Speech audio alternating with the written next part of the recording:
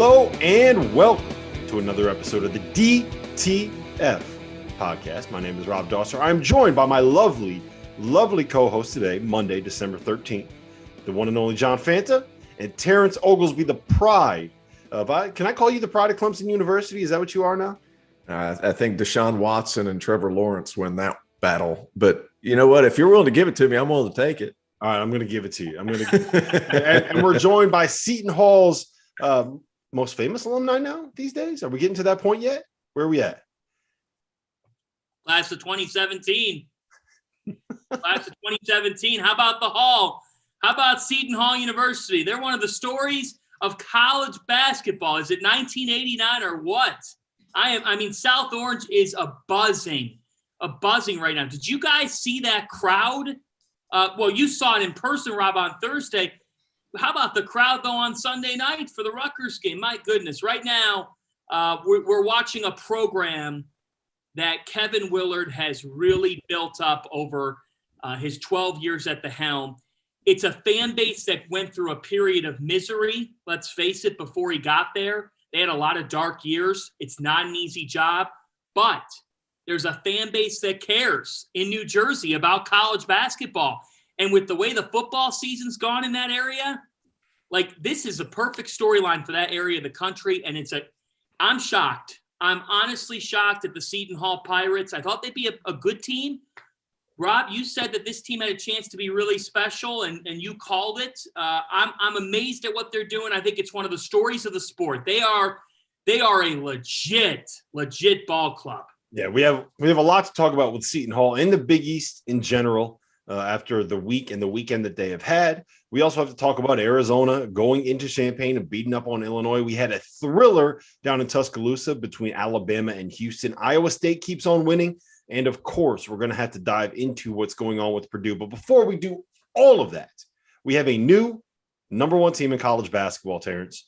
That is your Baylor Bears after they whipped up on Villanova. There were some records set. That was the fewest points scored by a high major team that was ranked since, I believe it was 1979. It was the fewest points that a Jay Wright Villanova team has ever scored. That was about as great of a defensive performance as you're ever going to see out of anyone, what Baylor did to Villanova. The final score was a hideous 57-36. But once again, your reigning national champion Baylor Bears for the third consecutive season are ranked number one in the country. T.O., talk to me about these Bears. It was fun. I had to go to a parade. My daughter she's in a dance class. I had to go to a parade at 3:00. So I didn't get to watch it as soon as I was there. But nonetheless, after the parade, we went to go eat. And I looked up at the score at this estate. We went to the Clemson Esso Club. I don't know if you guys have ever heard of it. It's one of the staples in Clemson. So neither here nor there. I asked them to switch the game over, and it was like 52-32 or something. I can't remember exactly. And I was like, man, Baylor must be shooting the heck out of it for it to be just at the end of the first half and already have 52 against Villanova. No, sir. No, sir. I mean, we talked about it a little bit before, guys, like especially on our Saturday After Dark show. I worried about Villanova's ability to hit shots over Baylor's length. And Fanta, you said they needed to hit 12 threes to compete.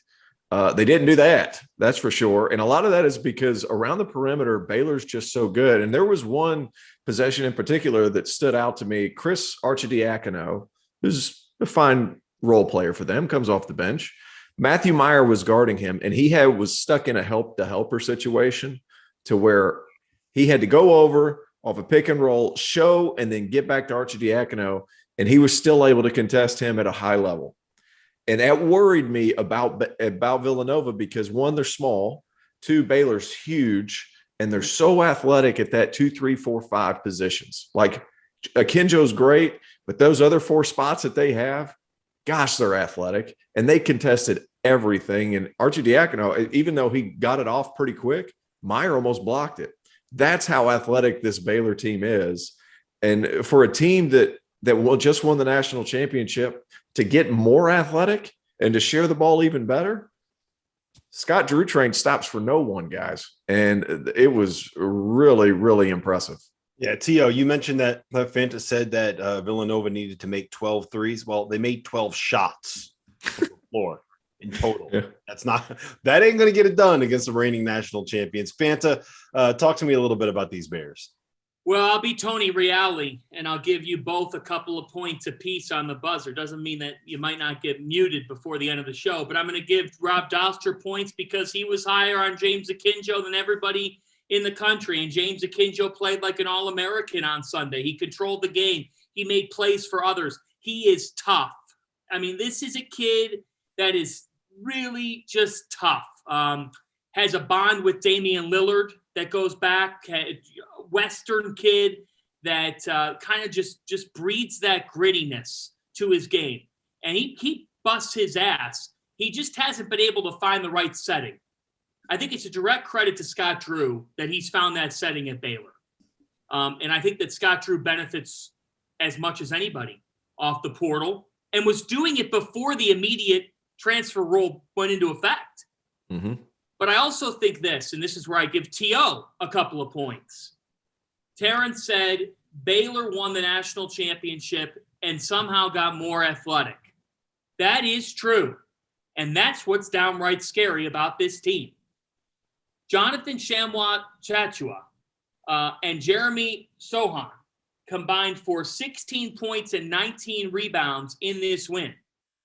And that, to me, speaks volumes about the fact that this is a team that when you get into their bench, there's no drop-off in defensive ability and there's zero drop-off in production. Who's going to beat Baylor? Who's going to beat that team? After what I'm watching right now, I think we all thought they'd be pretty good. Nobody thought that they would be number one in America. No, people did not think that going into this season. And I just think that they got the best culture in the sport, but I think that they've got pure athletes. And it just shows if you're connected defensively in this sport, why is Duke different this year? They're connected defensively. Why is Baylor number one right now? They're connected defensively. Would it surprise me right now if we saw a Duke-Baylor national championship game? Not at all. Not at all. And I that's the matchup that now I want to see just with the sheer way that they guard. But points to both of you. You know, Kansas had that long reign in the Big 12 where they won 12 straight conference championships or 13 in a row. That reign not only had the one-off year, that reign's over. That reign's over, and it was a great reign. It's one of the great reigns of all time. But Baylor is not some 1, 2, or 3 year thing. They are going to be very, very good. They're going to be at this level for a long time. The Baylor Bears, by the end of this season, if they aren't already, will be viewed as the 2020s blue blood in college basketball. I like that take. I'm going to give myself some points here, Fanta. I don't know if I'm allowed to do that, but I've been kind of banging the drum of Baylor being potentially the best team in the country for, I want to say a couple of weeks now, because of the way that the roster is built, right? They have 3 really, really good guards. They have 3 really, really good athletic wings that understand their role. And they have 2 big guys that can go out there and do the job. I do wonder, though, just how much of this was a result of the matchup. Because, I mean, we've been talking about this from Villanova for dating all the way back to the preseason, in that they're kind of limited in what they are offensively, right? They lost their best player last season, and they were kind of like a 3-4 seed kind of a team last year. I don't know where the pros are on this Villanova roster. I don't know who here you can kind of point to and definitively say, okay, that guy's an NBA player. When they were at their best, they had 5, 6 NBA players on that road where you could look at them and say, Dante DiVincenzo, he is a pro. Mikal Bridges, he is a lottery pick. Eric Pascal, he is an NBA player. Ryan Arcidiacono, Jalen Brunson, those guys are NBA players. They don't have that on this team. And the result is that so much of what they do offensively is built on kind of winning matchups. Like they don't run sets, right? They run ball screens. They do a lot of isolation stuff. And the whole idea is they want to be able to get that first action to get a paint touch, come to a jump stop, draw a help defender, kick it out, and then attack a closeout, drive, draw, kick. And it's just like that's kind of what their offense is. And when you don't have that first person that can break you down and get that paint touch and collapse the defense, they don't have great kind of post up guards. It felt like to me that this was, look, Baylor's awesome, right? They're deservedly the number one team in the country right now. I'm not trying to take anything away from them, but I feel like this performance and the way that it looked, especially from the Villanova side, has as much to do with what Villanova is in this specific matchup than the fact that I think Baylor is like a complete juggernaut that's head and shoulders above everybody else in college basketball. Does that make sense? I don't think there's a team. I don't think there's a team that's downright the best team in college basketball right now. Yes. I think right now, I tweeted this out the other day. Like, I legitimately have watched 6 or 7 different teams this year and thought in my mind, this is the best team in college basketball, because it just depended on the day. Like earlier this season, we were thinking, good gosh, who beats Gonzaga after they beat the brakes off of Texas? Yeah. And then Duke goes and beats Gonzaga. And we're like, oh my gosh, who beats Duke? And then Purdue goes on a run where they have these 2 monsters inside and Jaden Ivey's dunking on everybody and their mother. And then you're like, gosh, Baylor's or Purdue's the best team. And then Baylor has this performance and they go and win the battle for Atlantis too. And you're just like, oh, good gosh, who beats them? And then Alabama squeaks one out. Like, their guards are unbelievable. Who's going to stop them? Like, the parity at the top this year in college basketball is awesome. But I will say this, Villanova is not going to win the Big East. It's just not going to happen. Like, this team is like that. The top 10 ranking, like my high school coach used to say it all the time, proof's in the pudding, boys. Proof's in the pudding. And they've had opportunities to play against high-level competition. They've lost every single one of those. Except for one. I agree with you there, because the next 2 best teams in the Big East, the 2 teams that are going to be competing with them for those top honors, are 2 teams that kind of can overwhelm you defensively with their athleticism, the way that Baylor does in UConn and Seton Hall. So I think that this is the year that we can try to that we can expect somebody to kind of take down Villanova. Like, this is just not the Villanova team that we're accustomed to. It's going to be Kevin Willard winning the Big East and then going and eating crab cakes for the next however long in Maryland. That's what's going to happen. You mispronounced Dan Hurley. No, I didn't. I know exactly what I said. Here's the thing. He said, no, I didn't. Go ahead. Look, nobody in the Big East was going to beat Baylor yesterday, and nobody in the country was going to beat Baylor yesterday. That's how well they played. So I think I have a couple thoughts on your points. Number one, college basketball is the best. The best. It's the best. Everybody loves the NFL, especially this year, because there's not a clear-cut number one team, and we don't know who's going to hoist the Lombardi Trophy, although we have some ideas of it. The fact is, we've never seen Mac Jones play a playoff game, so we have to see that happen. And look, the Buccaneers show a sign some weeks where they're great, some weeks where they're not. The point is, people love the NFL because it's expect the unexpected. The closest thing in sports from a parity standpoint, from an expect the unexpected standpoint, is college basketball. And college basketball just completed its first month of the season.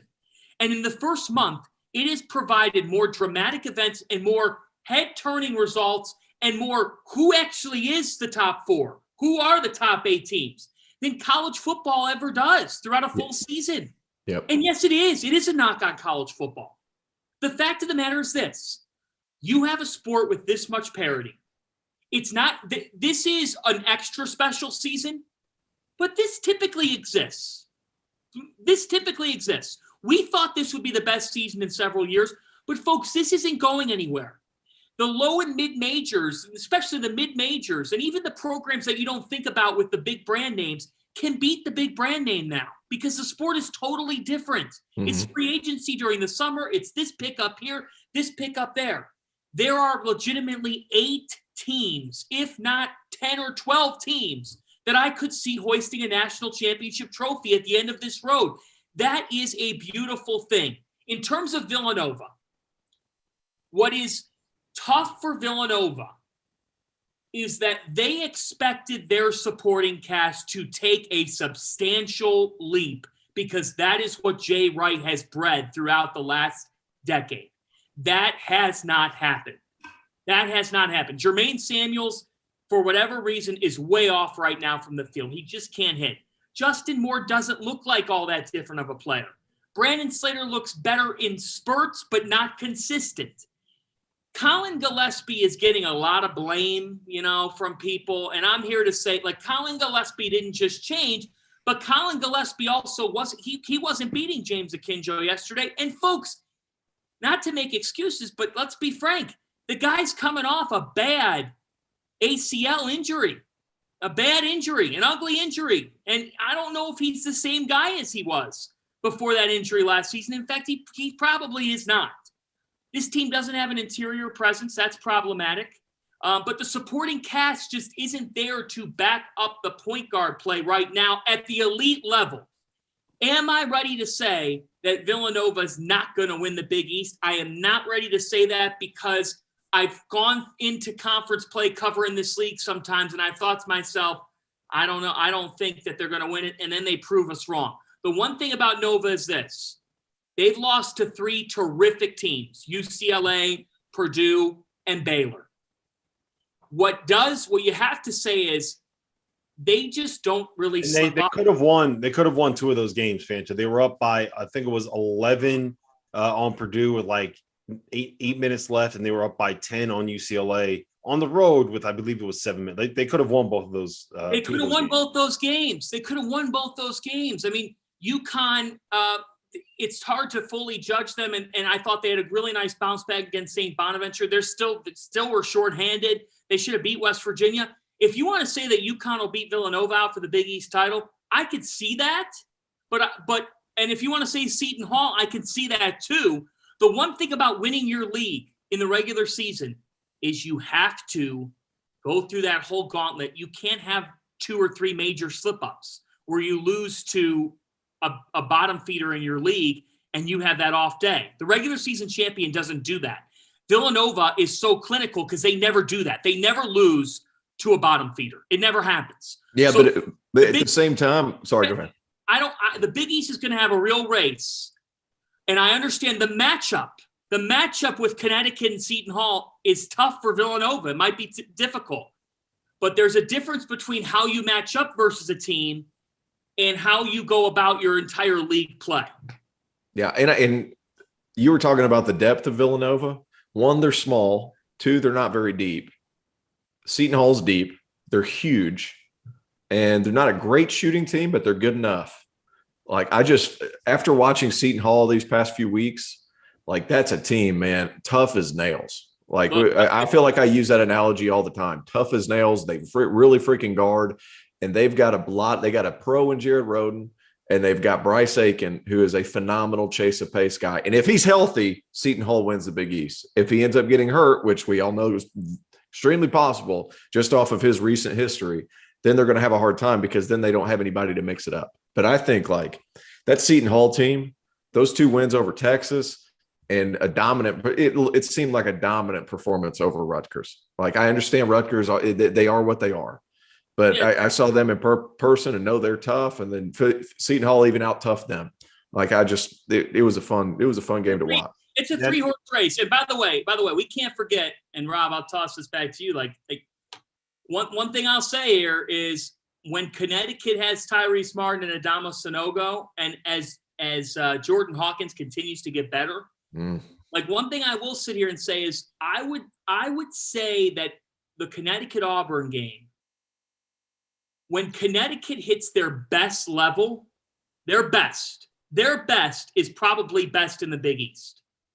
When they play their best game. And that doesn't always happen. Their offense is limited at times. So that the fact is that we were going to save this for later. This league is really interesting this season. And we did not think that. We did not think that going in. But for Villanova, they're going to get a lot of bids to the tournament. They're going to get more bids than people realize. They have done very, very well in non-conference play. And this weekend was enormous, right? See, I think 7 is a very real possibility. I mean, think about what they did this weekend. Creighton beat number 24 BYU. UConn beat St. Bonaventure. Yep. Georgetown beat Syracuse. Yep. We had Xavier beating up on Cincinnati. Yep. You had Seton Hall's wins over Texas and Rutgers. Yeah. You had DePaul going into Louisville and beating up on the Cardinals. Like it was a very, very good weekend for the Big East. They are going to have great computer numbers. The bottom of the conference is not going to be what it was. Things like Marquette beating Illinois is going to look fantastic come Selection Sunday. Things like Providence winning at Wisconsin is going to look fantastic on Selection Sunday. They have done everything that you need to do in the non-conference to be able to stack up the bids. And look, that's great for this podcast, especially for noted Big East guy, Terrence Oglesby. All right. You did mention Fanta. You did mention earlier about how there's been so many surprising results in college basketball this season. And I think one of the most surprising, at least for me, was after being ranked number 1 for the first time in program history, Purdue went out and lost just an absolutely thrilling game, an incredible finish against Rutgers. And then they struggled and they very nearly lost their next game on Sunday afternoon, neutral site against an NC State team that actually I kind of think is pretty good, but that's neither here nor there. Purdue, if you're the number 1 team in the country, you probably shouldn't be playing that kind of a game against those kind of teams. So, Tia, I'm going to go to you first on this one. How concerned are you about Purdue right now? And I kind of have a theory. I'll get into it after you guys go ahead here, but I think that both of those teams exposed some pretty significant flaws in this Purdue program. Well, we say it all the time, style makes the fight. Mm-hmm. And if you look at what Rutgers likes to do, get up and pressure guards and things like that and make it difficult to enter your offense, that's exactly what NC State does too. They're going to get up, they're going to pressure you, they're going to be a little nasty, and they're going to make it hard to have ball reversal. But this whole notion of Purdue not having a point guard, I think there was a little bit of a hangover effect from the RAC because the RAC is awesome. I was there. It is an awesome place. Is Rutgers good? Not really. But their home court advantage is still really good. So the style makes the fight portion is significant to me. This whole notion of point guard play, I almost feel like Travion Williams is their point guard in an ass backwards kind of way. Does that make sense? Like whenever they throw it in, they run all the offense that way. It's just a matter of if Purdue can get the ball past half court, because that's the only time they've struggled. Once they get it past half court, they're the number 1 offense in the country, according to KenPom. But a lot of that has some of last season's stuff still factored in. The biggest, my biggest thing is when you're able to pressure them defensively and you can take them out of running their stuff, so much of what they do offensively comes out of the sets that Matt Painter has drawn up, right? Like they scheme a lot of their shots, whether it's finding a way to get Stefanovic running off of a double screen, finding a way to get him into those like dribble hand where he's curling off Trevion Williams for a dribble handoff, finding a way to get Zach Edey a deep post touch and a seal in front of the rim so he just has to turn around and shoot.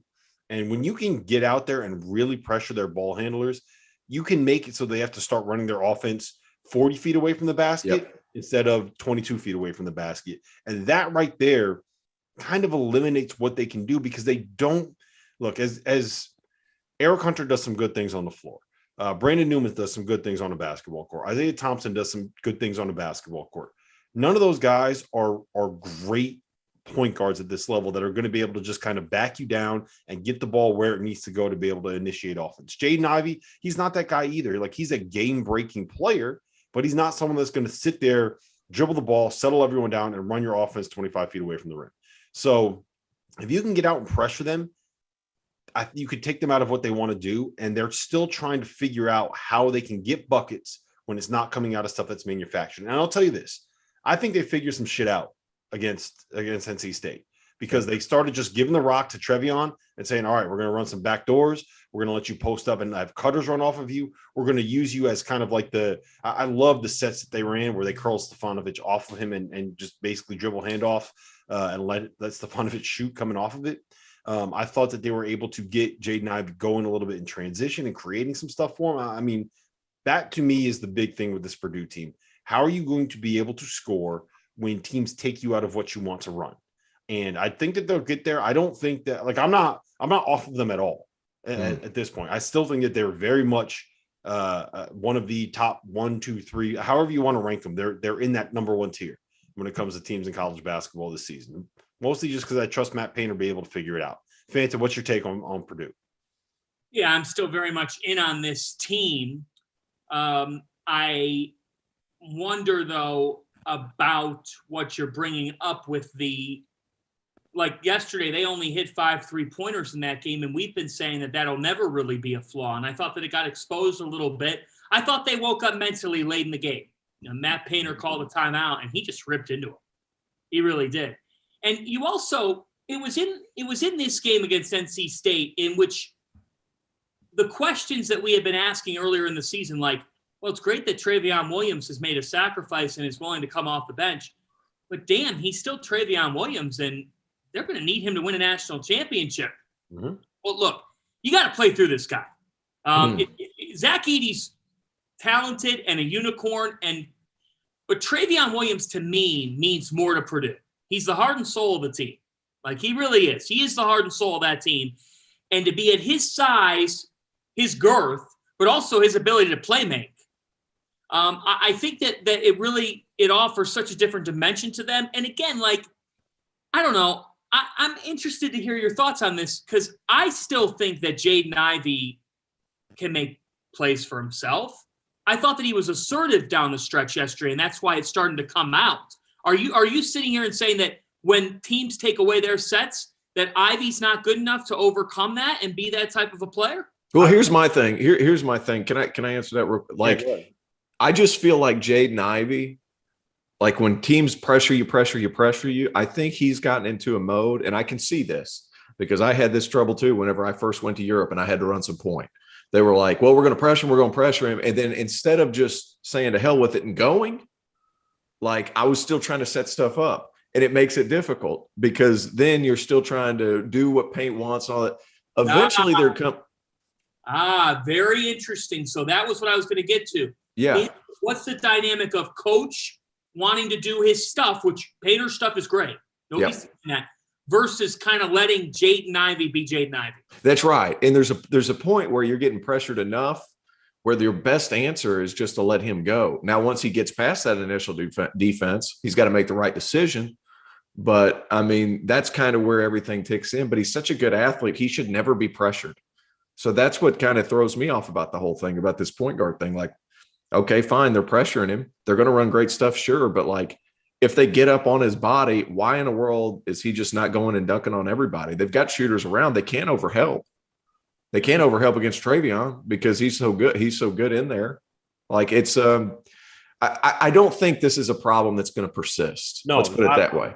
I'm with you as well. They're going to find a way to figure it out, which is why I'm still on Purdue as a lead. The issue from talking with Painter, I was able to speak with him at the event at Mohegan Sun, is that, like, Jaden Ivey is just a little bit. He's still kind of figuring out how to make those right decisions, right? Like, he can get by his guy, but it's what happens when that extra defender comes. What happens, like, when you get in the lane, you draw a defender. Like, how do you find a way to finish without getting the ball stripped from you?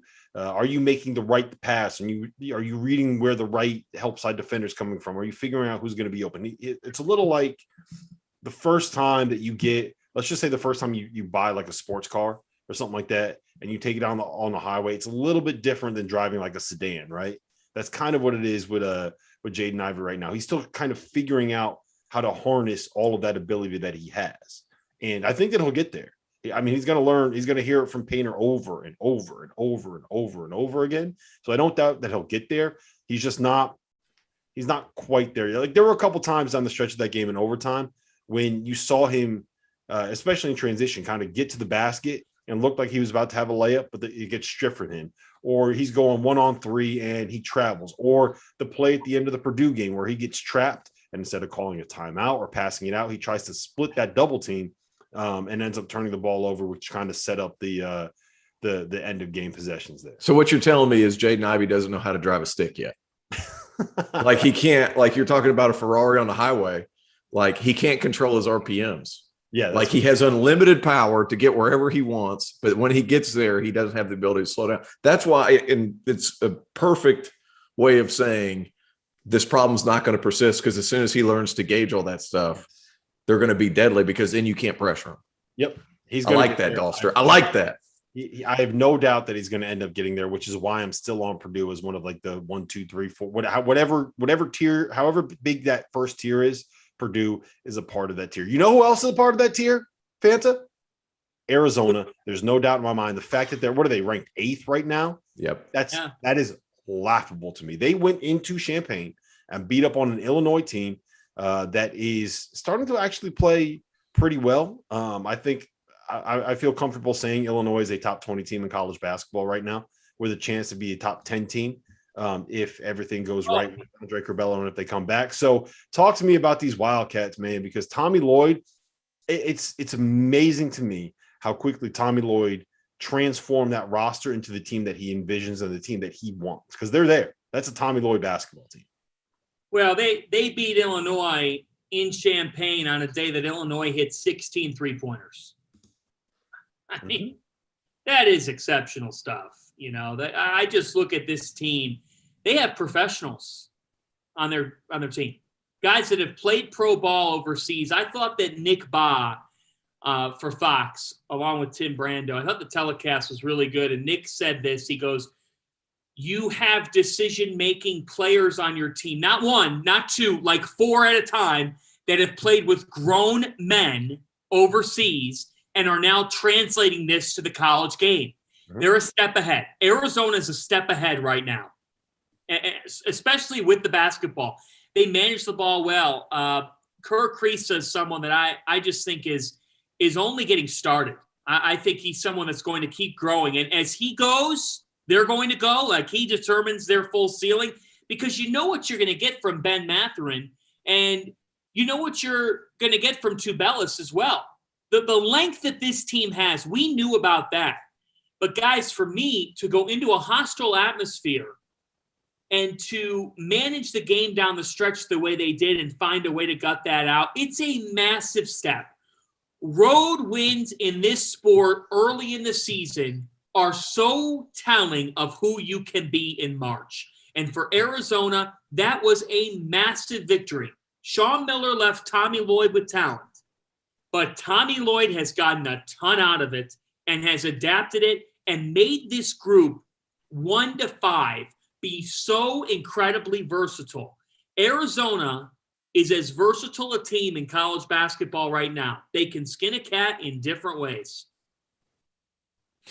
I love that you could leave Christian Coloco alone, because what ended up happening was after they hit about, what did you say, they hit 17 threes? I have the stats right here. They ended up hitting 16 threes. Yeah. After about 14 of them, Lloyd was like, you know what, Christian Coloco, you're on your own. If you get beat up a little bit and you foul a couple times, that's fine, but we're going to hand you all this responsibility. And what did he do? Held Kofi Coburn to 5 of 15. Yep. How many people have been able to do that throughout the course of the year? Coloco, what does he have, 7'7", 7'8" wingspan? Like, he's huge. And I thought he did a really, really good job whenever they started to figure out Illinois defensively. But one thing that stood out to me more than anything else about this Arizona team, you know, I feel like I'm referring back to Goodman saying point guard play all the time. Kerr Kriisa, he wasn't great in the first half. He turned it on in the second half when Illinois started doing drop coverage. I think that's because that allowed him to get some breathing room and a head of steam. How good are they going to be whenever they are pressured and some of the passing lanes are denied? But I feel like this Arizona team is so big and physical around the perimeter. They look like a team that'll end up in the Elite Eight or the Final Four because of their sheer size and ability with that size to play that physical brand of basketball on the perimeter that is allowed more so in the NCAA tournament than it is during conference play. I love this team. Benedict Mathurin, guys, like a fan. Stud, dude. Fan, dude. Like this guy. A lottery pick.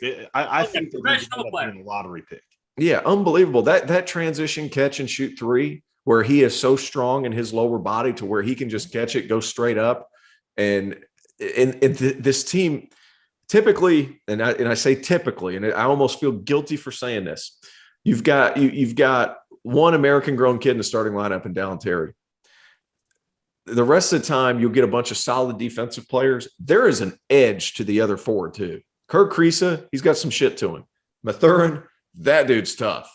Azuolas Tubelis, good gosh. Like, much more athletic than I think people give credit for. I had trouble with that name the other day, too. Azuolas Tubelis. I just want to know, when you were playing overseas, if people looked at you and like, this Oglesby guy. I had to like correct it a couple times when I was playing in Russia and Georgia because the alphabet. So like we had to like sit and have 10-minute conversations over how to pronounce it. But that's neither here nor there. Terrence Oglesby. Oglesby. Oh, is it Oglesby or Ogol? It was a big thing. It was a big thing. So but I mean, a bunch of tough dudes. I love it. Oglesby. Oglesby. Yeah, it was a mess. I was 20 years old signing in Ukraine. You want to hear stories? I got stories.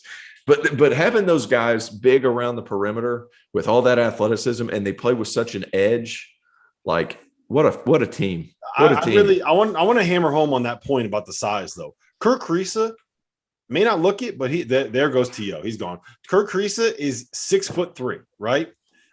Benedict Mathurin is 6'6" with a long wingspan. Dallin Terry is 6'7", and I swear it looks like his wingspan is 8 feet. Yep. Christian Koloko, as you mentioned, is like a 7'7" wingspan around the rim. He's a 7'1" dude. Azuolas Tubelis is 6'11". And the thing about those guys 2 through 4 is they can be switchable if you need them to. Like Dallin Terry can hold his own in the post, block a shot if you need him to, can switch out into a point guard in there. Azuolas Tubelis can guard out on the perimeter a little bit. Like he's not a total stiff like you would expect a lot of these Euro guys to be.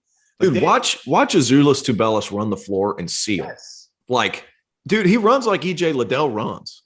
Like, because for some reason I was watching EJ Liddell clips, and then right after that I was watching Azuolas Tubelis. Good shit. But like being able to watch those guys back to back, I mean, they ran very similar. He's not quite as fast, but good gosh, how good. Much more athletic than I think people give him credit for. Arizona is a very, very good team. Fanta, I know you got another point, and then we can move on to we got other games we got to talk about. So what do you got on Arizona? Sorry. How great this is for the sport. This is a big time brand. It's been a while. They had gone through an ugly period of time, but the ability to attract high-level talent has never left Tucson. That's a really good fan base. They're going to have that place buzzing when they get into the Pac-12. And I think that for the Pac-12 conference, they have one of the marquee league games in the country this season when Arizona and UCLA meet. And that's really good for the Pac-12. And I also think this, if I'm in the Turner Sports or NCAA offices, I'm encouraged by the idea of, again, remember last year we had a bunch of teams west of the Mississippi make the Final Four, but it wasn't the same. It didn't have the same impact nationally because we weren't able to fill the building. Right. It would be really interesting this year. Like you're looking at a Final Four where you could have some major brands at the Final Four this season. And I think that it's really good for college basketball that we have some teams out west that are performing at this level and could get to this level. It's something that, not to give the comparison, but I will. College football has been missing for such a long time. There's not enough compelling action out west. So look, I talked up the Pac-12 in the preseason. They've disappointed in the middle and the bottom, but they still have 2 teams that could reach a Final Four. Three. USC is very, very good. Yeah, that would shock me. I wonder how much of these issues at Memphis could be solved if Boogie Ellis was still at that program instead of with USC. But that's a different conversation for a different day, because we still need to go down to Tuscaloosa and talk a little bit about Alabama and Houston, which that was a classic, man. We might have gotten two of the 5 best non-conference games of the season on Saturday between Arizona, Illinois, and Alabama and Houston. So, Tio, I'm going to go to you first on this one. Was it a goaltend? Yeah, it was a goaltend. It was? Yeah, and you text us in our group chat during the show when it happened. It wasn't going to go in. Well, it doesn't matter if it's still over the cylinder. It doesn't matter if it's going to go in or not. If the ball is in that cylinder above, and it doesn't have to be a whole lot of the ball, it has to be very little, and they go up there and they block it away, it's considered a goaltend, and it was on the way down. It should have been reviewed. What should have happened is they should have blown the whistle and figured it out before time expires. The problem with what happened is that they let time expire. And then you can't retroactively go back into a game and change a call. Just can't do it. So if they blow the whistle and there's still time on the clock, it would have been reviewable, right? Well, the issue was that there was no call. If you call a goaltend, you can review whether or not it was a goaltend. If you don't call a goaltend, you cannot go back and review whether or not it was a goaltend. So they didn't call a goaltend. Now, I will say this. By rule, you are 100% correct. That probably should have been a goaltend. It was a tip that was still above the rim. That ball had no chance of going in. You can look at it from every different angle that you want. It was going to bounce off of the side of the rim and go off. It was probably a very, very dumb play by J.D. Davidson to even touch that ball when it was anywhere near the rim. But I don't think that he did not change the outcome of the game by swatting that shot away.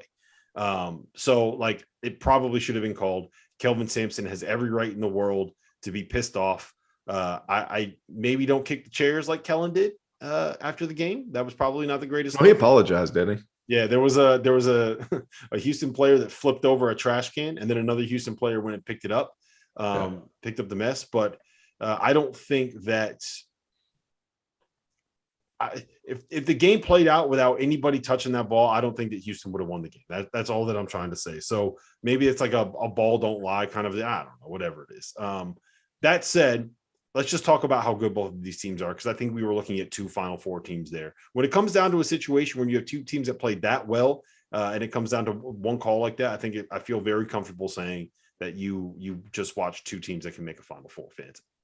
Oh yeah, you did, and the whole podcast today has been about teams that could feasibly make a Final Four. It's loaded. I mean, they're it's like a deli line in Manhattan right now. Take a number and tell us your case. Tell us what you want. I'd go with the roast beef and Swiss. I'll tell you what. No, I'm not a roast beef guy. I'm not a roast beef guy. I don't understand. Like I'm a big like Italian sandwich guy. Well, so am I. But if you're going to make the Final Four, you better like some red meat. Well, yeah, I mean that's what's on an Italian sandwich. Why do you have to like red meat in order to be a Final Four contender? Because we're not taking chicken or salmon to the Final Four. You better like your red meat, baby. Okay, touche. There you go. I mean, when we're in New Orleans, the Field of 68 dinners are featuring red meat.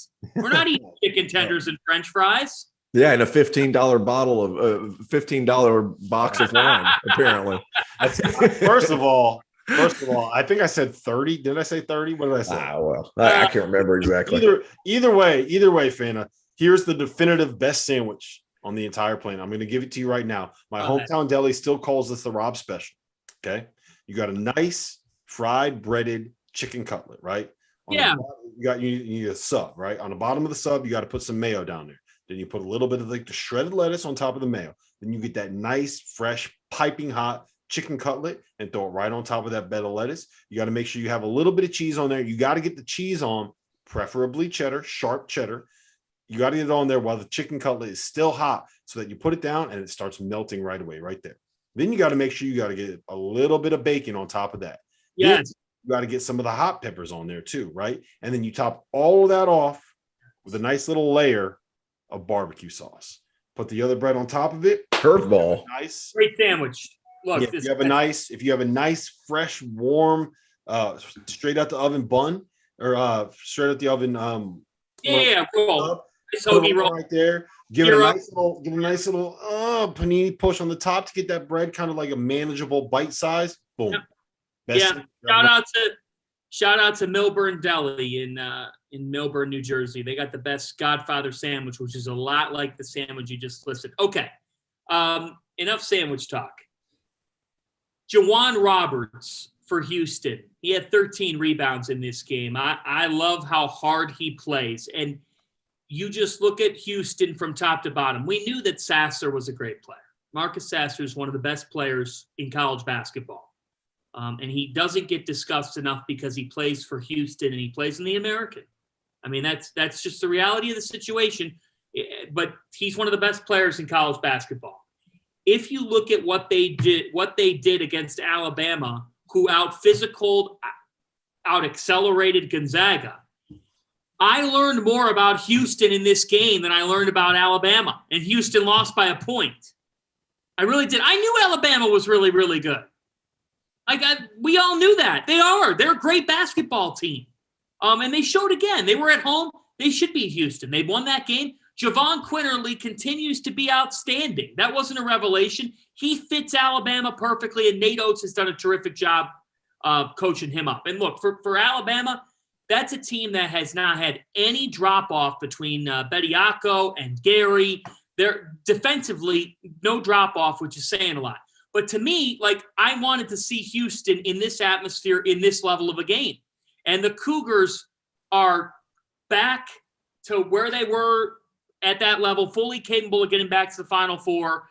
They don't always play pretty, but they could take a punch. And I learned that in this game. They could take a punch and they'll punch right back. High-level college basketball game. Alabama deserved to win the game. They did, so I agree with the ball don't lie aspect of that. But I learned a lot about Houston in this game. I was not that familiar with who they are. I like their role players. I like their physicality. I think Kelvin Sampson has done a terrific job with that program. Yep. Houston is going to be a team that is probably going to end up being pretty underseeded when it comes to the tournament. If you look at their schedule right now, they play Oklahoma State, Cincinnati, Wichita State twice. They got Cincinnati twice. They get Memphis. They don't really play anybody. They're not going to have any marquee wins. But they are a 2-point loss to Wisconsin and a 1-point loss to Alabama that arguably they should have won if a call had gone the right way for them, away from being undefeated right now. So that's going to be a team that probably ends up on that 4, 5, 6 line that you might want to take a long look at as a team that can make a run.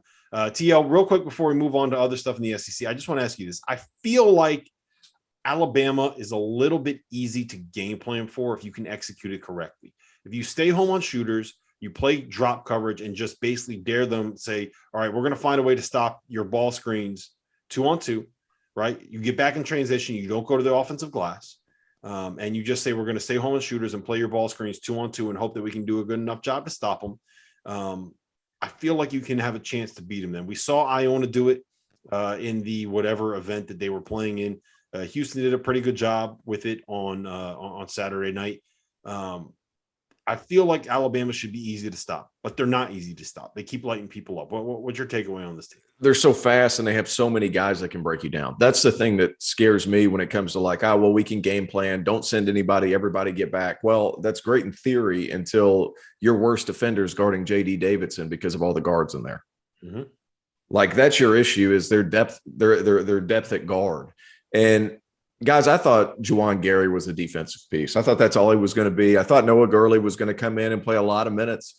He's developed his offensive game. He wasn't always that. If he's serviceable on offense, they could be really good. And the guy that surprised me as well is Charles Bediako. Yep. This is a kid that has embraced the fact that, hey, man, my stats aren't going to look pretty, but I'm going to do all those other things. They're so good at guard. And they're so fast in how they play that even on makes, they're hard to match up with because that ball gets in there so fast. And whenever you have 4 guys at a time, sometimes 3, sometimes 4 guys at a time that can use the ball screen or create on their own, you can game plan all you want. You can play drop coverage all you want, but you're still going to be able to get those guys out in space because they have so many players there. And that's going to be the biggest problem for anybody playing against them. Iona benefited a little bit because they were smaller. But at the same time, how many people is Alabama going to run into that can actually match up with that? Especially the way Quinterly's playing right now. All right, so let me ask you guys this. Arkansas took a beating on Saturday from Oklahoma. Muss got ejected in one of the more entertaining ejections that we've seen this season. He lost his mind. He had to warm up the Muss bus a little bit early. Tennessee they've not looked great. They've had that loss to Texas Tech at the Jimmy V Classic, which was a horrid game. We've seen Florida come back to earth a little bit in recent days. They just lost on Sunday to Maryland, and Kentucky just went on the road and lost a very winnable game that Fanta was very unhappy with. And by the way, Kentucky's still ranked. I mean, their best win is Ohio. Yeah. You can't I was going to ask you guys. So is Alabama now the front runner in the SEC? Is it Alabama, LSU, and Auburn competing for this SEC title? What is going on in this conference? Well, I think that this league is good. I don't think that I don't think that it has a national championship team. I didn't think that before the season. I told you guys that.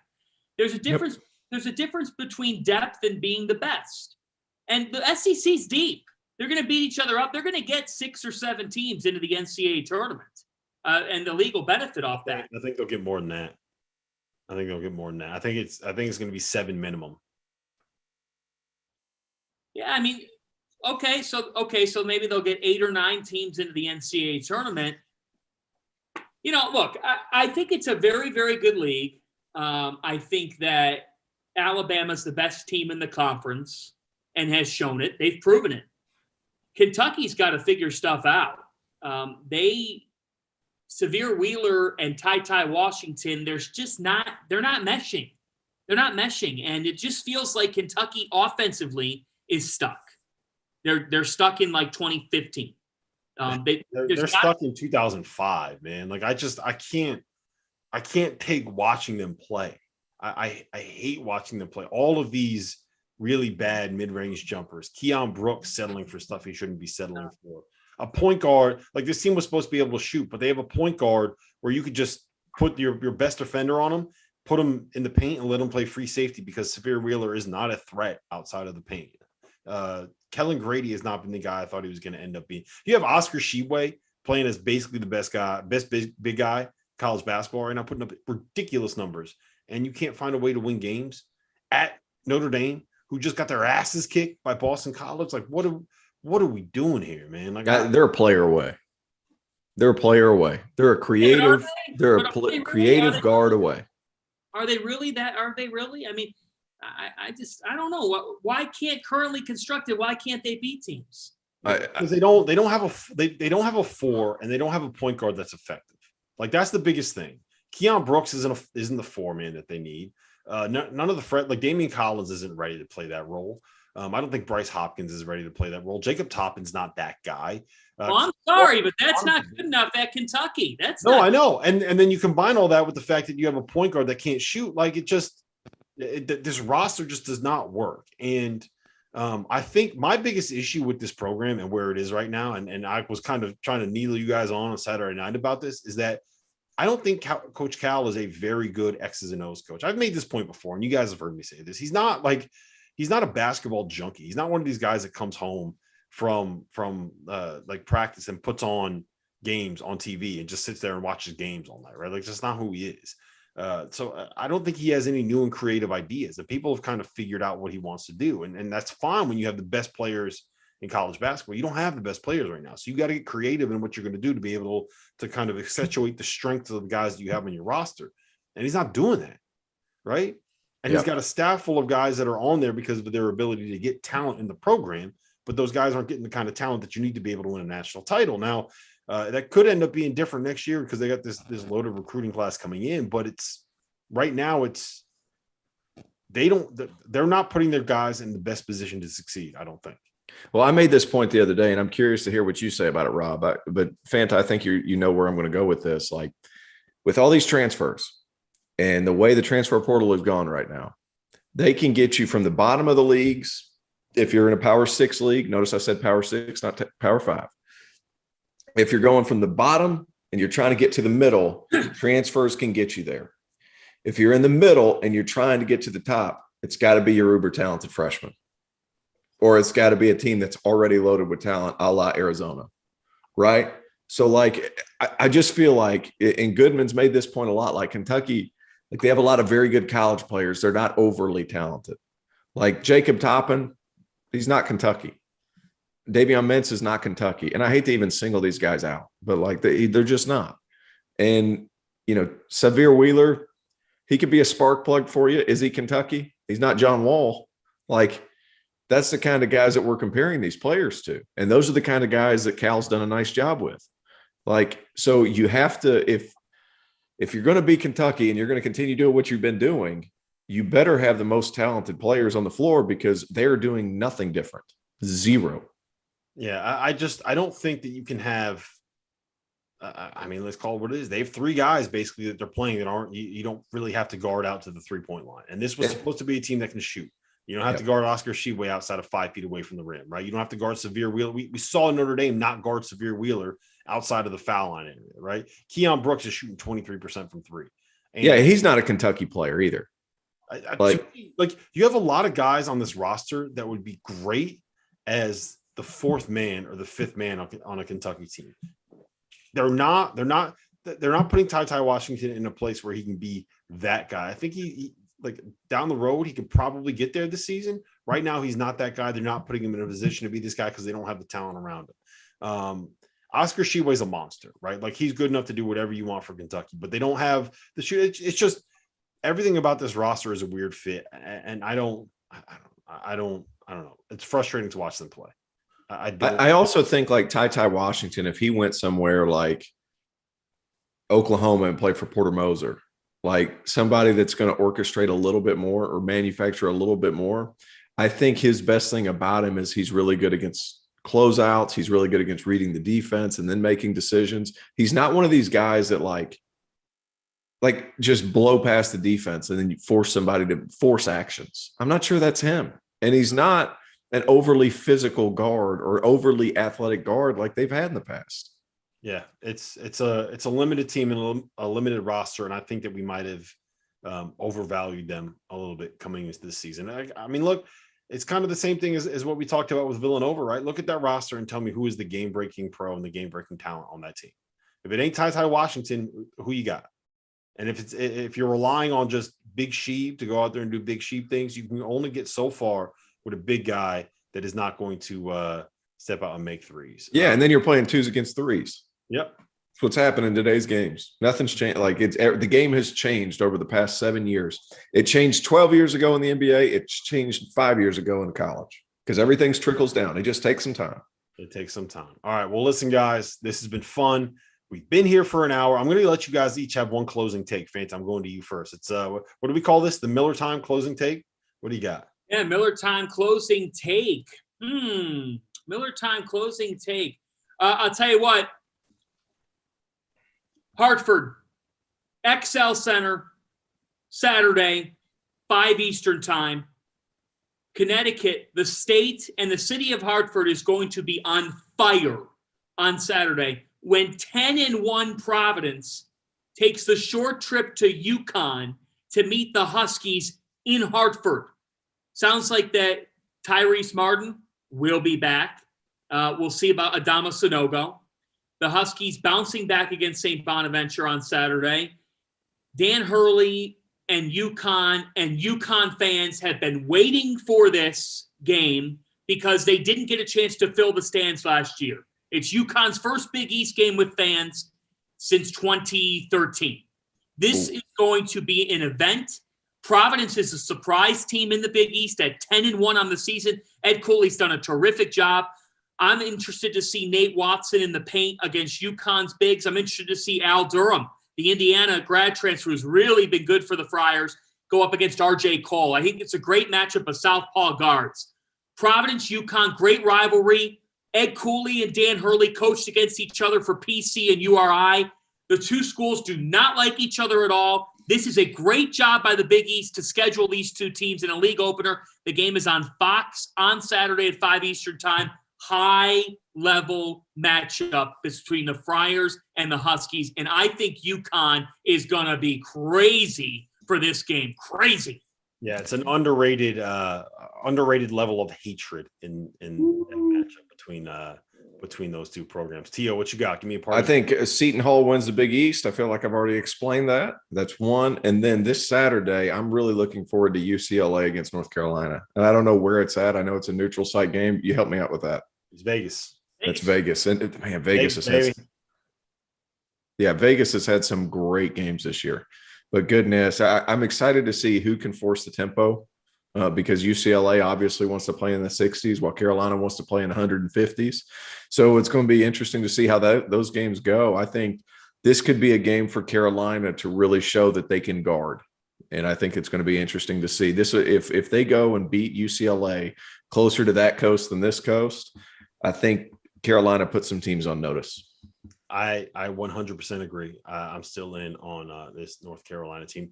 I'm going to end you with this parting thought. Iowa State, third best team in the Big 12. goes Baylor and Kansas, and then I'm going with Iowa State. The way they can defend, the way they force turnovers, I'm buying them. Your boy Tyrese Hunter, T.O., he's good. He's very good. He's very good. That's a really hot take. When you 20-piece arrival, the way that they 20-pieced Iowa, I think that says a lot. But listen, we've been here for an hour. This has been fun. This has been the DTF podcast, the Dauster, T.O., and Fanta podcast. We like to keep it PG here. There you go. But for Terrence Oglesby, for John Fanta, my name is Rob Dauster. We'll see you guys again next Monday.